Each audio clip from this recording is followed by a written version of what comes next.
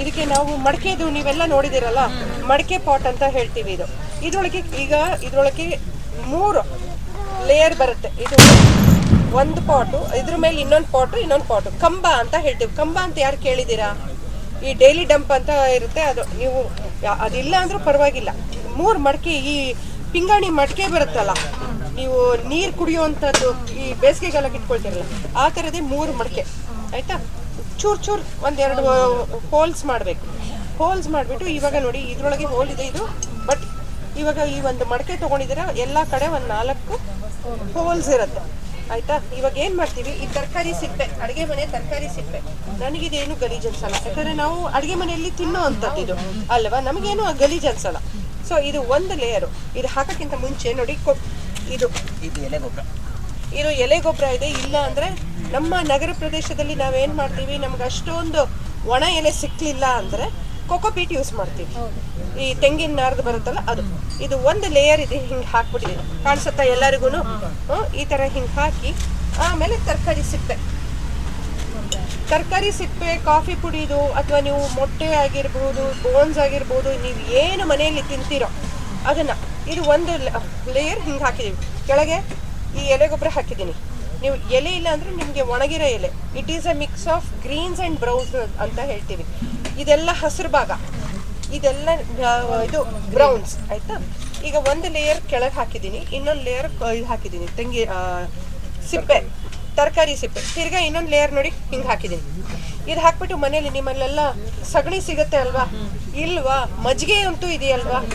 ಮಜ್ಜಿಗೆ ಒಂಚೂರು ಚಿಮುಕ್ಸೋದಷ್ಟೇ ಆಯಿತಾ. ಒಂಚೂರು ಚಿಮುಕ್ಸೋದು. ಇಲ್ಲೆಲ್ಲ ಕಡೆ ಹೋಲ್ಸ್ ಇದೆ ಆಯಿತಾ. ಇದು ಮನೆಯಲ್ಲಿ ನಿಮ್ಮಲ್ಲಿ ಒಂದು 5 ಜನ ಇದ್ದೀರಾ ಅಂದ್ಕೊಳ್ಳಿ.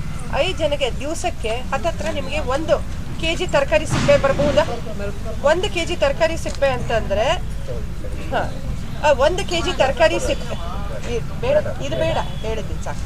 1 kg ತರಕಾರಿ ಸಿಪ್ಪೆ ಅಂತಂದರೆ ನಿಮಗೆ ಬೈ ಎಂಡ್ ಆಫ್ 1 ತಿಂಗಳು 30 kgಯಿಂದ 40 kg ಆಗೋಷ್ಟು ತರಕಾರಿ ಸಿಪ್ಪೆ. ಇವಾಗೇನೋ ಮನೆಯಲ್ಲಿ ಫಂಕ್ಷನ್ ಇದೆ, ತರಕಾರಿ ಸಿಪ್ಪೆಗಳು ಉಳ್ಕೊಂಡಿದ್ದಾವೆ. ಸೊ ಅದನ್ನು ಬಟ್ ಏನಂತಂದರೆ ಎಲ್ಲ ಕಟ್ ಮಾಡ್ಕೊಂಡು ಹಾಕೊಂಡ್ರೆ ಬೆಟರು. ನೀವು ಗುಂಡಿಯಲ್ಲಿ ಹಾಕಂಗಿದ್ರೆ ಪರವಾಗಿಲ್ಲ. ನಾವು ನಗರ ಪ್ರದೇಶದಲ್ಲಿ ನಾವು ಮಾಡ್ತಿರೋದು ನಾನು ಹೇಳ್ತಿರೋದು. ಸೊ ಇದು ಹಿಂಗೆ ಹಾಕಿದ್ದೀರ, ಒಂಚೂರು ಮಜ್ಜಿಗೆ ಚಿಮ್ಸಿ, ಇಲ್ವಾ ಸಗಣಿ ನೀರು ಒಂಚೂರು ಇದು ಮಾಡಿಬಿಟ್ಟು ಸಗಣಿ ನೀರು ಚಿಮ್ಸಿ, ತುಂಬ ಸುರಿಯೋದಲ್ಲ. ಸೊ ಇದನ್ನು ಮಾಡಿಬಿಟ್ಟು ತಿರ್ಗಾ ಇನ್ನೊಂದು ಲೇಯರ್ ನೋಡಿ, ತರಕಾರಿ ಸಿಪ್ಪೆ ಹಿಂಗೆ ಕಟ್ ಮಾಡಿಬಿಟ್ಟು ಹಿಂಗೆ ಹಾಕ್ತೀವಿ. ತಿರ್ಗಾ ಆ ಎಲೆಗಳನ್ನ ಹಾಕ್ತೀವಿ. ಈ ಥರ ಮಾಡಿ ಒಂದು ಫುಲ್ ಇದು ಕಂಟೈನರ್ ತುಂಬಿಕೊಂಡಿದೆ. ಈಗ 1 ವಾರ ಆದಮೇಲೆ ನೀವು ಒಂಚೂರು ತಿರುಗಿಸ್ಬೇಕು. ಯಾಕಂದರೆ ಗಾಳಿ ಓಡಾಡಬೇಕಲ್ಲಿ ಆಯಿತಾ. ಗಾಳಿ ಓಡಾದ್ಮೇಲೆ ಏನಾಗುತ್ತೆ, ಅದು ಕಂಪ್ರೆಸ್ ಆಗ್ತಾ ಹೋಗುತ್ತೆ, ಅದು ಬ್ರೇಕ್ ಡೌನ್ ಆಗ್ತಾ ಹೋಗುತ್ತೆ, ಎಲ್ಲ ಪುಡಿ ಆಗ್ತಾ ಹೋಗುತ್ತೆ ನಿಮ್ಮ ಗೊಬ್ಬರ. ನೀವೇನೋ ಮೈಕ್ರೋಬ್ಸ್ ಆ್ಯಡ್ ಮಾಡಿಲ್ಲ ಅಂದರೆ, ನಾವು ಇದಕ್ಕೆ ಮಜ್ಜಿಗೆಗೆ ಆಮೇಲೆ ಸಗಣಿ ಇದಕ್ಕೆ ನೀರಿಗೆ ಮೈಕ್ರೋಬ್ಸ್ ಇರುತ್ತಲ್ಲ, ಅದನ್ನು ಹಾಕಿದಾಗ ಮಾತ್ರ ಅದು ಬ್ರೇಕ್ ಡೌನ್ ಆಗ್ತಾ ಹೋಗುತ್ತೆ, ಪುಡಿ ಆಗ್ತಾ ಹೋಗುತ್ತೆ ನಿಮಗೆ. ಅದು ನಿಮಗೆ ಒಂದು 35-40 ದಿವಸದೊಳಗೆ ನಿಮ್ಮ ಗೊಬ್ಬರ ರೆಡಿ ಆಗುತ್ತೆ. ಈಗ 1 ಪಾಟ್ ಫುಲ್ ಆಗೋಗಿದೆ, ತಿರ್ಗಾ ಇನ್ನೊಂದು ಪಾಟ್ ಇಟ್ಕೊಳ್ಳಿ ಮೇಲ್ಗಡೆ. ಸೊ ಇನ್ನೊಂದು ಪಾಟ್ ಒಳಗೂ ಅಷ್ಟೇ ನಿಮಗೆ ಇದೇ ಥರ ಮಾಡಿ. ಆಮೇಲೆ 3ನೇ ಪಾಟು ಅಷ್ಟರೊಳಗೆ ಇದು ಗೊಬ್ಬರ ಆಗಿಬಿಡುತ್ತೆ ನಿಮಗೆ ಆಯಿತಾ. ಆ ಥರ ನಿಮ್ಗೆ ಇದು ಈ ಮಣ್ಣಿನ ಪಾಟ್ ಇಲ್ಲ ಅಂತಂದರೆ ನೀವು ಇನ್ನೊಂದು ಏನು ಮಾಡ್ಬೋದು, ಪ್ಲಾಸ್ಟಿಕ್ ಡಬ್ಬ ಇದೆಯಲ್ಲ, ಆದಷ್ಟು ಕಡಿಮೆ ವೆಚ್ಚ ಇರಬೇಕು. ತುಂಬ ಖರ್ಚು ಮಾಡ್ಕೊಂಡು ಮಾಡಬೇಡಿ.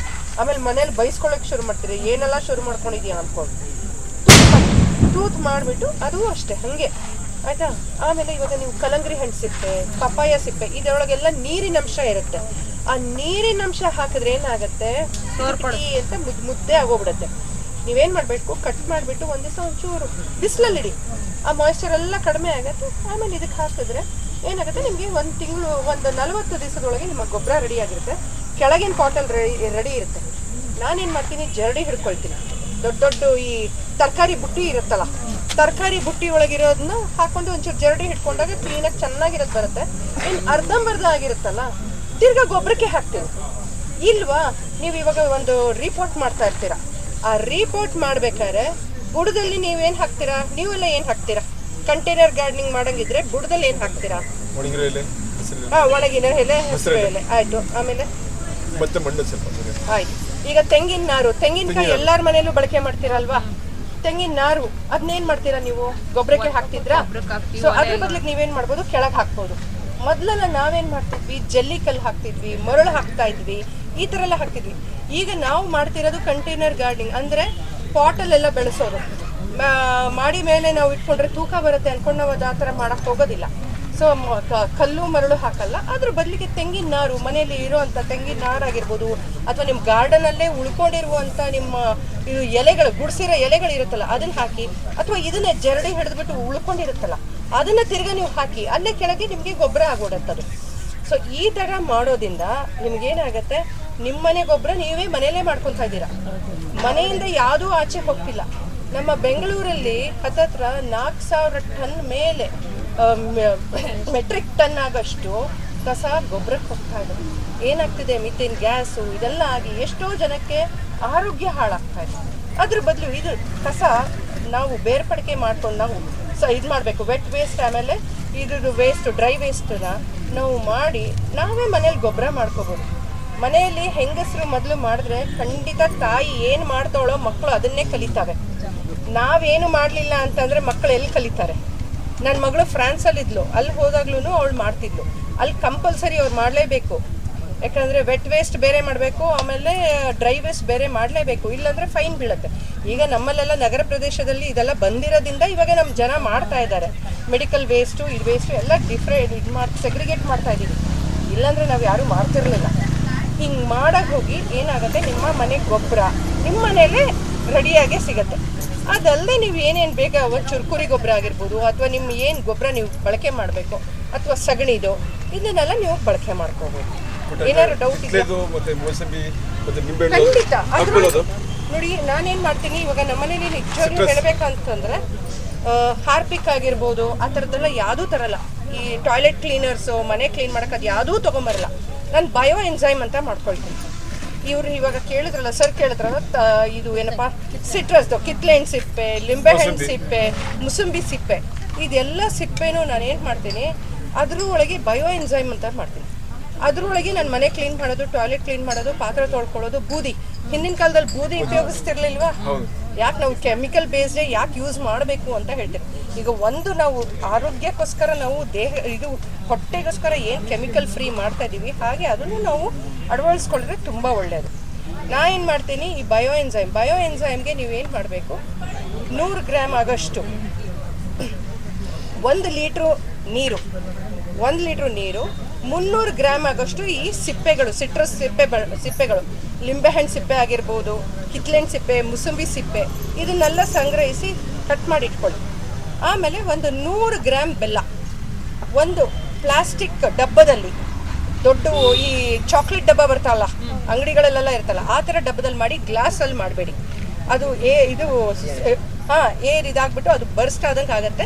ಸೊ ನೀವು ಆದಷ್ಟು ಪ್ಲಾಸ್ಟಿಕ್ಕಲ್ಲೇ ಮಾಡಿದ್ರೆ ಒಳ್ಳೆಯದು. ಪ್ಲಾಸ್ಟಿಕ್ ಡಬ್ಬದಲ್ಲಿ, ದೊಡ್ಡ ಮೂತಿ ಇರೋವಂಥ ಡಬ್ಬದಲ್ಲಿ ಮಾಡಿದ್ರೆ ಒಳ್ಳೆಯದು.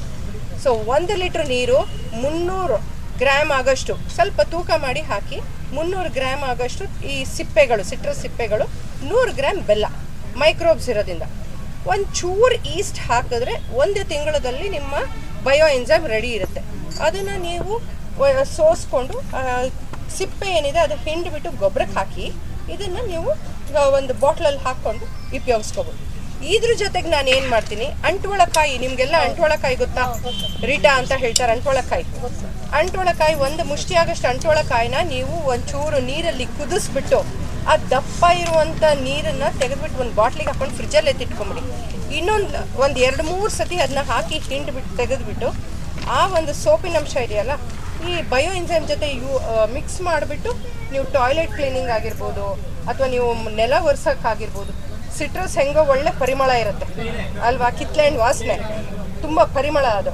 ಸೊ ಅದನ್ನು ನೀವು ಬಳಕೆ ಮಾಡ್ಬೋದು. ಅದ್ರ ಬದಲು ಹಾರ್ಪಿಕ್ಕು, ಲೈಸಾಲು ಇಂಥದ್ದನ್ನೆಲ್ಲ ಯಾಕೆ ಪ್ರಮೋಟ್ ಮಾಡೋಣ ಅಲ್ಲ. ಏನಂತಂದರೆ ಕೆಲಸ ಜಾಸ್ತಿ ಅನ್ನಿಸ್ಬೋದು ನಿಮಗೆ. ಒಂದ್ಸತಿ ನೀವು ನಿಮ್ಮ ಜೀವನದಲ್ಲಿ ಅಳವಡಿಸ್ಕೊಂಡ್ರೆ ನಿಮಗೆ ಗೊತ್ತಾಗುತ್ತೆ ಅದು ಎಷ್ಟು ಸುಖಮಯ ಆಗಿರುತ್ತೆ ಅಂತ. ಏನಾದ್ರು ಡೌಟ್ ಇದೆಯಾ ಇದ್ರೊಳಗೆ? ಏರೋಬಿಕ್ ಅಂದ್ರೆ ಇವಾಗ ಒಂದ್ ದಿವಸ ಇದೆಲ್ಲ ಮಾಡಿರ್ತೀವಲ್ಲ, ಅದು ಒಂದ್ ದಿವಸದ ಮಾತ್ರ, ತಿರುಗಿ ಇನ್ನೊಂದು ನೆಕ್ಸ್ಟ್ ಎಲ್ಲ ಉಳ್ತಿರೋದು ಅದಕ್ಕೆ ಹಾಕಂಗಿಲ್ಲ, ಬೇರೆ ಹಾಕ್ಬೇಕಾ?